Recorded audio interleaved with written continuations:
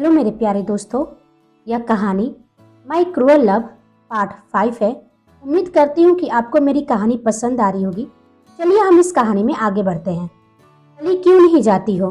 तुम्हें जाने का मौका दिया गया है। यदि तुम अपने आश्रम के बारे में सोच रही हो तो तुम बेफिक्र रहो। मैं रुद्र से बात करूंगी और वह आश्रम तुम्हें मिल जाएगी। देविका ने कहा, अब क्या सोच रही हो?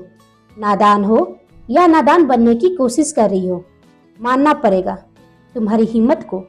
जिस रुद्र से बात करने के लिए लोगों को 100 बार सोचना पड़ता है, जिसके चेहरे पर अपनी नजर टिकाने के लिए लोगों को अपनी जान की परवाह करनी पड़ती है, तुमने उस रुद्र से ऐसे बात की जैसे कि वह तुम्हारा कोई कॉलेज का फ्रेंड हो। तुम किस्मत वाली हो कि वह तुम्हें छोड़ दिया। जानती हो क्यों? क्योंकि उस समय तुम उसके घर में खड़ी थी। यदि बाहर होती ना तो यह भी नहीं सोचता कि तुम लड़की हो या लड़का। अच्छा है, चली जाओ, यहाँ से जाने में ही तुम्हारी भलाई है। मित्रा ने कहा, हम नहीं जा सकते हैं। हम नहीं जानते हैं कि वो कौन है, कैसे हैं और ऐसे क्यों हैं। हम जानने में भी इंटरेस्टेड नहीं हैं। लेकिन हम यहाँ अपना काम करने आए हैं। अब बात आश्रम और पैसों की नहीं है, बल्कि उस लड़की को ठीक करने की है। वो डॉक्टर ही क्या जो अपने पेशेंट को ठीक ना कर पाए। हम उन्हें ठीक करेंगे। देविका के चेहरे पर मुस्कान आ गई और बोली, तुम्हें पता भी है कि तुम किसे चैलेंज की हो? रुद्र प्रताप सिंह अपना चैलेंज जीतने के लिए कुछ भी कर सकता है, किसी भी हद तक जा सकता है। से जो भी चैलेंज करता है वह उसे कभी जीतने नहीं देता है, और चैलेंज जीतने के बाद रुद्र सामने वालों को मौका नहीं देता है। या तो वह उसके गुलाम बन जाते हैं या उसे इस दुनिया से अलविदा कहना पड़ता है। इसलिए समझा रही हूँ, चली जाओ, वरना समय के साथ तुम रुद्र को जान ही जाओगी, और जिस दिन जानोगी उस दिन तुम कोसोगी कि तुमने खुद को बचाया क्यों नहीं। इधर रुद्र मित्रा की बदतमीजियों से बहुत गुस्से में था। रोहन, ऋषि और माया उसके गुस्से को देखकर चुपचाप खड़े थे। किसी को हिम्मत नहीं हो रही थी कि वो रुद्र से कुछ कहे। रुद्र ने उनकी तरफ देखा और समझ गया उनकी चुप्पी की वजह। उसने अपने गुस्से को कंट्रोल किया और कहा, माया, उस लड़की की जाने की टिकट कर दो। तुम्हारी जिम्मेदारी है उसे सही सलामत इंडिया उसके आश्रम तक छोड़ने की। लेकिन रुद्र, अभी तक वो अपना डिसीजन नहीं बताई है, फिर टिकट क्या करना सही होगा? किसी की इतनी हिम्मत नहीं है कि वो रुद्र को चैलेंज कर सके और उसकी शर्तों पर काम कर सके। वह क्या चीज है? रुद्र अहंकार से बोला, अब मुझे उस लड़की के बारे में बिल्कुल नहीं सोचना है। जब से आई है मेरा दिमाग खराब कर दिया है। मुझे उसके बारे में ना कुछ सोचना है ना ही कुछ सुनना है। बस वह एक बार यहाँ से चली जाए। खैर, तुम दोनों को जो काम दिया गया था उसका क्या हुआ? ऋषि ने कहा, उस पॉलिटिशियन और उसके बेटे दोनों की काली करतूतों की लिस्ट है हमारे पास। हमारे पास कुछ ऐसे वीडियोज हैं जो उसके बेटे के लैपटॉप से मिले हैं, जहां वो अपनी एक फ्रेंड की ब्लू फिल्म बना रहा था।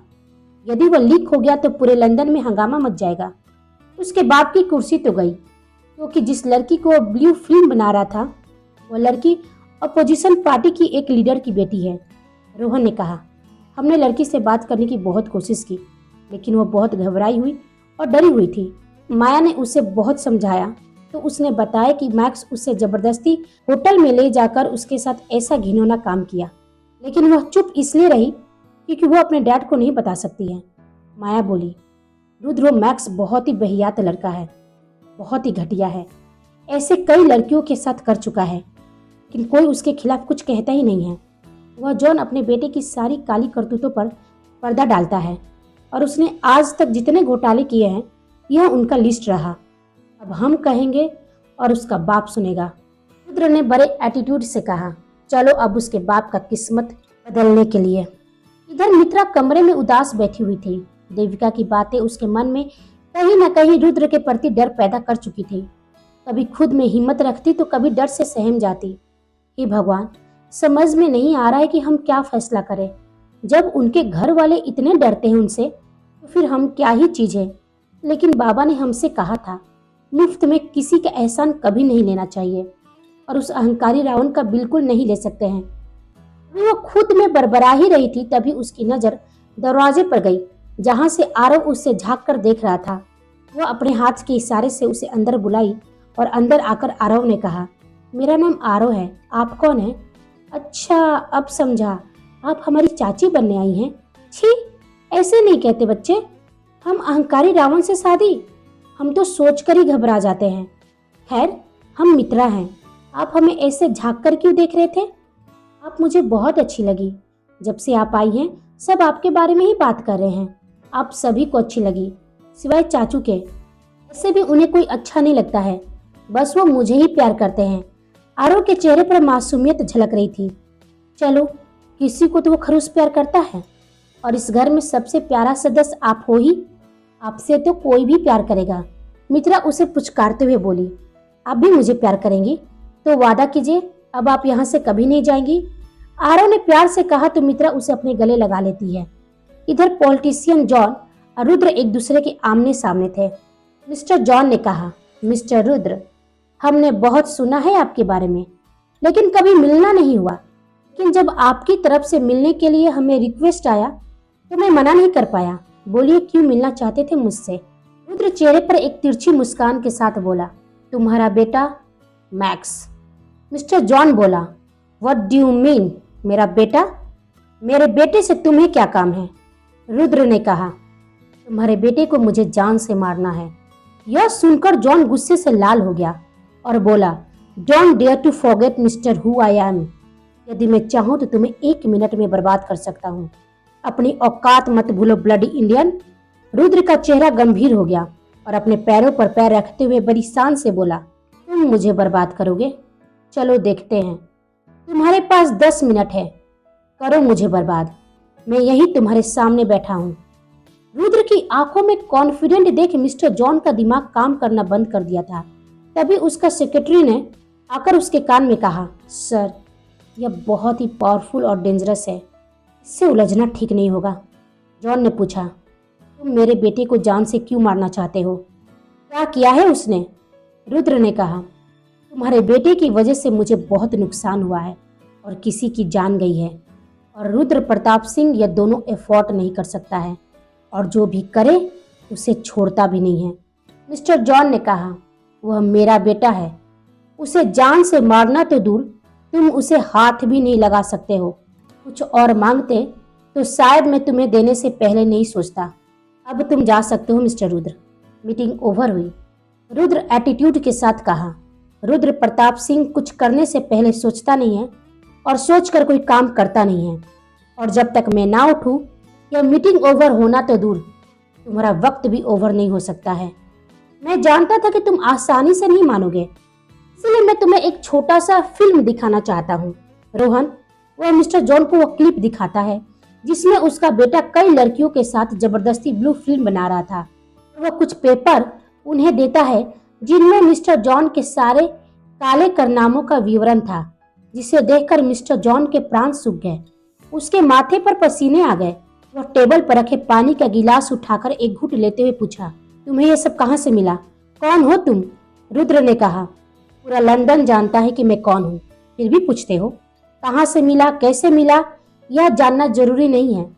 तो यह सोचकर परेशान हो रहा हूँ कि यदि वीडियो लीक हो गई या यह लिस्ट बाहर आ गया तो तुम्हारी पार्टी का क्या होगा? तुम्हारा पार्टी तुम्हें धक्के मार के निकाल देगा। वो हाथ जोड़कर बोला, no no mister Rudra, please don't do this, otherwise I will be ruined. तुम जो कहोगे मैं करूंगा, लेकिन प्लीज मेरे बेटे को छोड़ दो, उसे जान से मत मारो। रुद्र ने कहा, ठीक है, now you have 2 option, choose one. Mister John, पहला, तुम अपने बेटे को मेरे हवाले कर दो, और दूसरा, तुम्हारी जितनी एसेट है, जितनी प्रॉपर्टी है, तुम्हारे जितने शेयर्स हैं, मेरे नाम ट्रांसफर कर दो। कैसे करना है, कहाँ करना है, वो तुम्हें ऋषि बता देगा। तुम्हारे पास 10 मिनट है, otherwise no one can stop me to destroy you.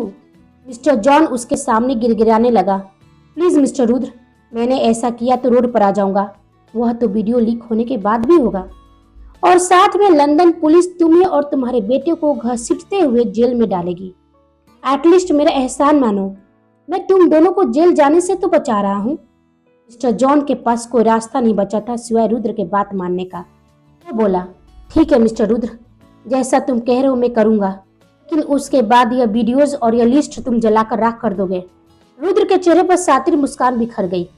Rudra उसके हाथ में $1 देते हुए बोला, तुम्हारे देश में बिजनेस एक्सप्लोरेशन बहुत ज्यादा है मिस्टर जॉन। आई होप कि यह $1 तुम्हारी मदद करेगी। वह बड़े एटीट्यूड के साथ वहां से उठा और चल दिया। तभी माया उससे पूछी, रुद्र, तुमने उसके बेटे को क्यों छोड़ दिया? वह बोला, कभी कभी बंदूक से ज्यादा दिमाग लगाना पड़ता है माया। उसका बेटा अपने बाप के पावर पर उड़ रहा था, मैंने उसका पावर ही छीन लिया। ना अब उसकी कुर्सी बचेगी, ना ही बचा कोई एसेट जो अब उसे बचा सके। लड़की का चेहरा ब्लर कर वीडियो लीक कर दो, अब उसकी कुर्सी भी नहीं बचने वाली है। अब घर चलते हैं, यहाँ भी अपनी जीत की खुशी जो सेलिब्रेट करनी है। सोचा था कि मेरे जाने से पहले वो लड़की घर से चली जाए, लेकिन आज मैं बहुत खुश हूँ। अब मैं उसका बुझा हुआ चेहरा देखना चाहता हूँ, उसका टूटा हुआ कॉन्फिडेंट जो मेरी शर्त सुनकर अब तक टूट चुकी होगी। सभी घर पहुंचते हैं। अरुद अपने परिवार को ऐसे खामोश देख पूछा, अच्छा है उस लड़की ने जाने का फैसला कर लिया है, समझदार है, बहुत जल्दी मेरी बात समझ गई। तभी विजय जी ने कहा, हाँ समझदार तो है, पर तुमने आने में थोड़ी देर कर दी, वरना तुम ही उससे पूछ लेते। क्या वो चली गई और आप लोगों ने उसे जाने दिया? मैंने उसे माया के साथ जाने के लिए कहा था। कुछ हो गया उसके साथ तो क्या उसकी रिस्पॉन्सिबिलिटी कौन लेगा? वह बहुत सख्त होकर पूछा। तभी उसे बीच में रोकते हुए गायत्री जी बोली, रुद्र बेटा घबराओ नहीं, वो कहीं नहीं गई है और ना ही कहीं जाने वाली है। यह सुनते ही रुद्र को जैसे झटका ही लग गया। वो तो कुछ और ही सोच कर आया था। माया मन ही मन बहुत खुश हो जाती है। देविका बोली, बस वो खाना खाकर सोने गई है। और जानते हो उसने डिनर क्या लिया? वो कुछ देर पहले का इंसिडेंट उसे बताती है। मित्रा ने फैसला कर लिया था और वो अपना फैसला बताने कमरे से बाहर आई। उसे देख विजय जी बोले, मित्रा बेटा तुम्हारा जो भी फैसला होगा हम सबको मंजूर होगा। आश्रम के बारे में मत सोचना, वह तुम्हारा है और तुम्हारा ही रहेगा।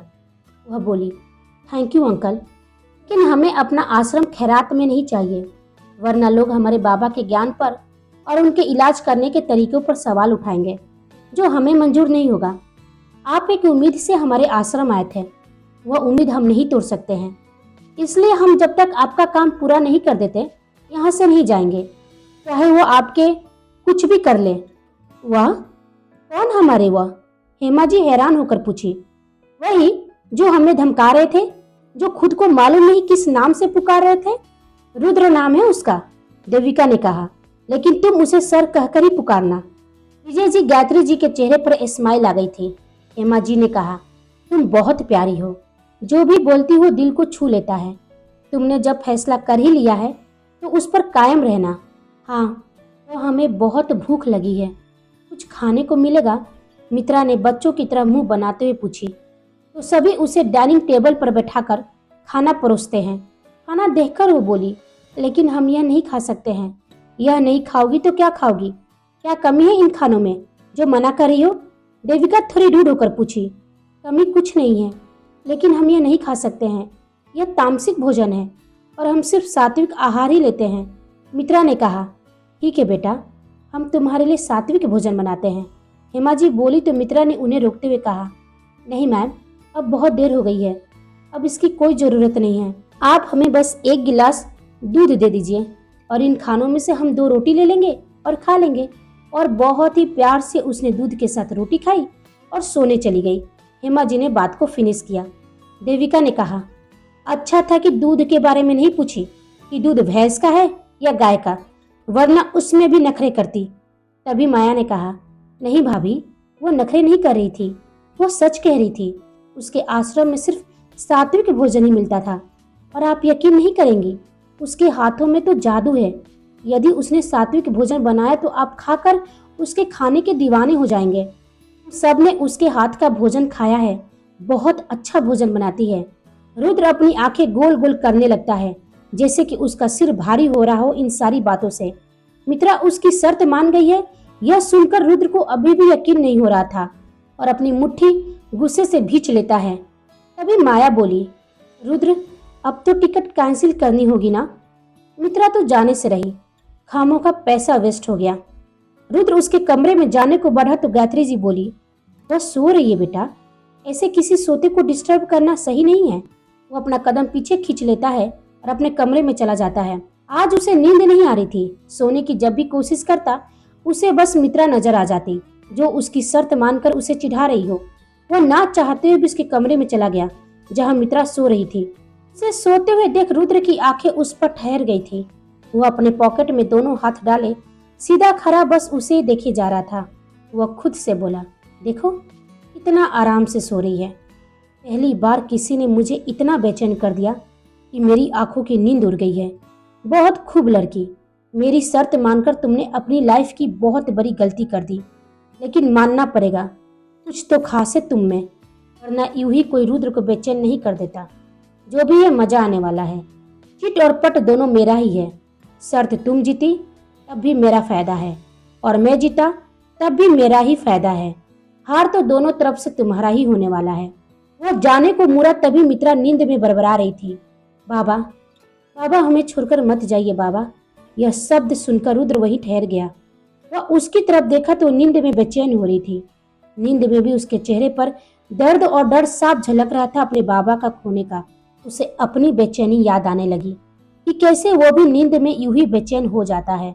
उसे अपनी बेचैनी याद आने लगी कि कैसे वो भी नींद में यूं ही ऐसे ही बेचैन हो जाता है। उसे मित्रा का दर्द अपना दर्द महसूस हुआ।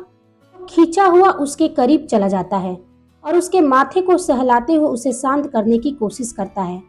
माथे पर स्पर्श महसूस कर मित्रा उसे पकड़ उसके गोद में सो जाती है। ऐसा करते देख उसे बहुत ही तेज गुस्सा आया। उसका मन हुआ कि वो मित्रा को दूर फेंक दे, लेकिन वह ऐसा कर नहीं सका। उसे सोते हुए मित्रा बहुत प्यारी लग रही थी। उसने खुद को संभाला और अपने कमरे में आकर आंखें बंद कर सोने की कोशिश करने लगा। मित्रा की अर्ली मॉर्निंग नींद खुल गई। सामने देखी तो 3 बज रहे थे, लेकिन बेड से उठने की वजह वही टेक लगाकर बैठ गई। उसकी आंखों में आंसू बहने लगे। बाबा, आज की सुबह उस अमावस की रात की तरह है जिसमें रोशनी की कोई उम्मीद नहीं है। आपकी आवाज से उठने वाली आपकी पुत्री मित्रा की नींद ऐसे ही खुल जाती है। हमें ऐसा लगता है कि आप हमें आवाज देते हो, लेकिन आंखें खुलती है तो आप नहीं दिखते हो। यहाँ हम क्या करें, कुछ समझ में नहीं आ रहा है। यहाँ के लोग बहुत अच्छे हैं, लेकिन अपने तो नहीं हैं। वह किसी तरह कमरे से बाहर आती है। सभी अपने कमरे में सोए हुए थे। उसे बहुत अकेलापन लग रहा था। चारों तरफ उसे बस तन्हाई दिखाई दे रही थी। तभी उसे सामने कान्हा जी की मंदिर दिखाई दी, जिससे हल्की हल्की रोशनी आ रही थी। वो खुश हो जाती है और जल्दी से फ्रेश होती है और हल्का पिंक कलर की चूड़ीदार सूट पहनती है। मंदिर को साफ कर ध्यान करने लगती है। ध्यान करते करते 1 घंटे हो जाते हैं। फिर वो किचन में जाती है। उसे किचन में देख गायत्री जी पूछी, जो वो भी अब तक उठ चुकी थी। मित्रा उन्हें देख हैरान हो गई और पूछी, दादी आप उठ गई? हमने सोचा अभी तक सब सोए हुए होंगे तो हम सबके लिए नाश्ता बना देते हैं, लेकिन हमें इस किचन में कुछ समझ में नहीं आ रहा था। तभी गायत्री जी बोली, इस घर का भी कुछ रूल है बेटी, सभी सुबह ही उठते हैं। घर की महिला पहले नहाकर भगवान को पूजा भोग लगाकर किचन में सभी के लिए खाना बनाती है। तुम थोड़ा ठहरो, हेमा और देविका आ ही रहे होंगे। मित्रा ने पूछा, तो आप इस घर में सबसे पहले उठती हैं दादी? तो गायत्री जी ने नाम में सिर हिलाई। तो मित्रा फिर पूछी, ओह यानी कि आंटी देविका मैम? वह नाम लेती रही और गायत्री जी नाम में सिर हिलाती रही।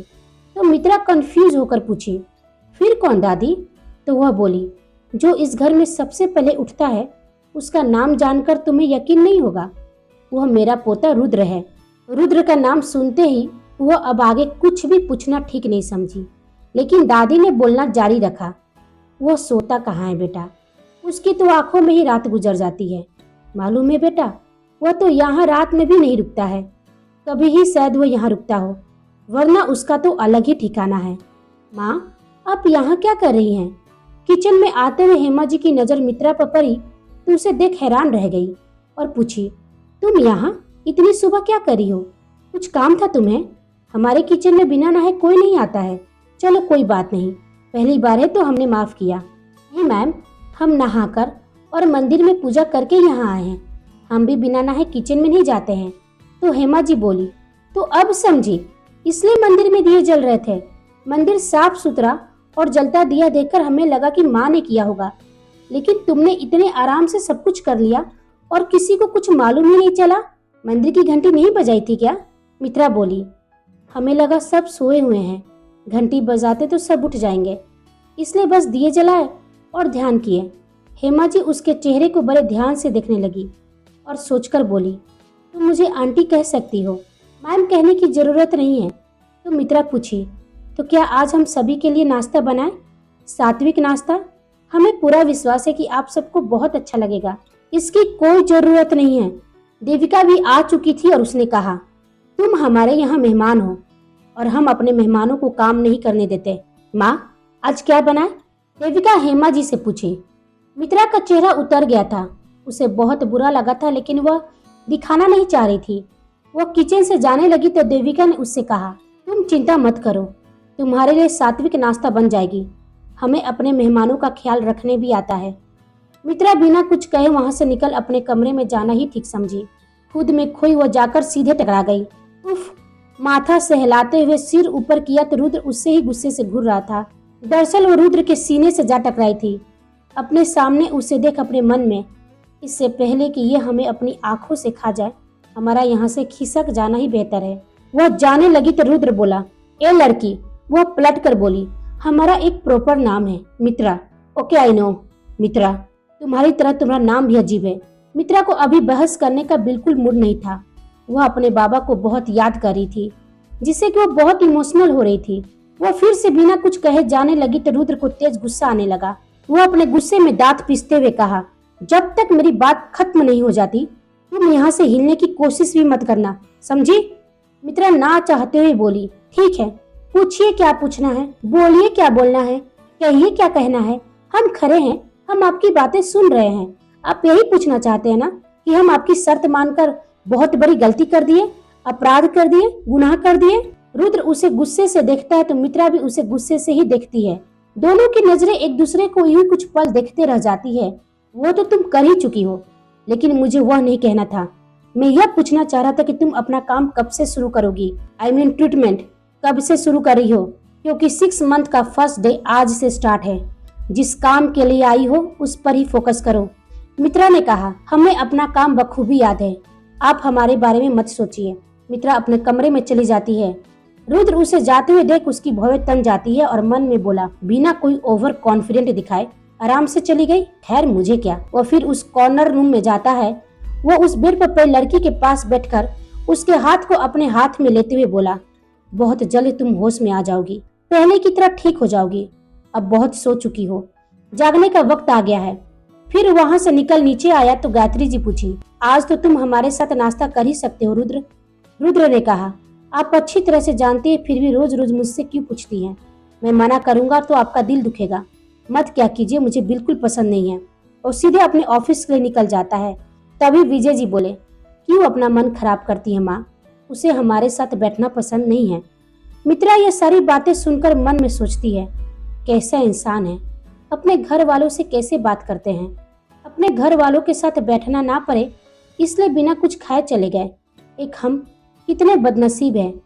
पूरी दुनिया में तो एक हमारे लिए बाबा ही थे, वो भी हमें अकेला छोड़कर चले गए। और उस अहंकारी राजा के पास तो पूरी प्रजा यानी कि पूरा परिवार है, फिर भी उसे अपने परिवार की कदर नहीं है। रुद्र कार ड्राइव कर रहा था, उसकी आंखें नम हो गई थी। ड्राइव करते करते उसे कुछ याद आने लगा। वह अपने बचपन में चला जाता है। जब वो 8 साल का था, वह स्कूल से लौटकर अपने घर आया। माँ, कहाँ हो तुम? मुझे बहुत तेज भूख लगी है, जल्दी खाना लगा दो। आप जानती हो ना मुझे आपके हाथ का खाना कितना पसंद है, इसलिए आज मैंने बाहर कुछ भी नहीं खाया। जब उसकी माँ ने कोई आवाज नहीं दी तो वो चारों तरफ उन्हें ढूंढने लगा। ढूंढते हुए किचन में गया तो देखा तो उसकी माँ फर्श पर मछली की तरह तड़प रही थी। वो घबरा गया, वो डर गया। माँ, आपको क्या हुआ? माँ, आप ठीक है ना? वो अपने पापा को ढूंढता है, लेकिन उसके पापा घर पर नहीं थे। वो उन्हें फोन करता है, लेकिन उसके पापा फोन भी नहीं उठाते हैं। वो आसपास के लोगों के पास जाकर अपनी माँ को बचाने के लिए कहता है। कुछ लोग उसके साथ आए और उसकी माँ को उठाकर अस्पताल ले जाते हैं, लेकिन तब तक देर हो चुकी थी। उसकी माँ आखिरी सांस ले चुकी थी। अपनी माँ को अपनी आंखों के सामने मरता हुआ देख रुद्र का दिल कठोर हो गया था। वो अपने अतीत से बाहर आता है और अपनी कार एक साइड लगाकर अपनी आंखें बंद करके अपनी आंसू को बह जाने देना चाहता था। वो स्टीयरिंग टाइट से पकड़ लेता है, जैसे कि वो सारा गुस्सा उस स्टीयरिंग पर निकाल देना चाहता है। अपनी माँ को ना बचाने का गुस्सा उसकी आंखों में उभर आया था। क्या था रुद्र का अतीत? क्यों था उसके सीने में इतनी तकलीफ? क्या वक्त के साथ वो और मित्रा एक दूसरे के करीब आ पाएंगे? यह हम सब जानेंगे अगले भाग में। तब तक आप हमारे चैनल के साथ बने रहिए। लाइक शेयर कमेंट और सब्सक्राइब करना बिल्कुल ना भूलें। आप सभी को मेरी कहानी सुनने के लिए धन्यवाद।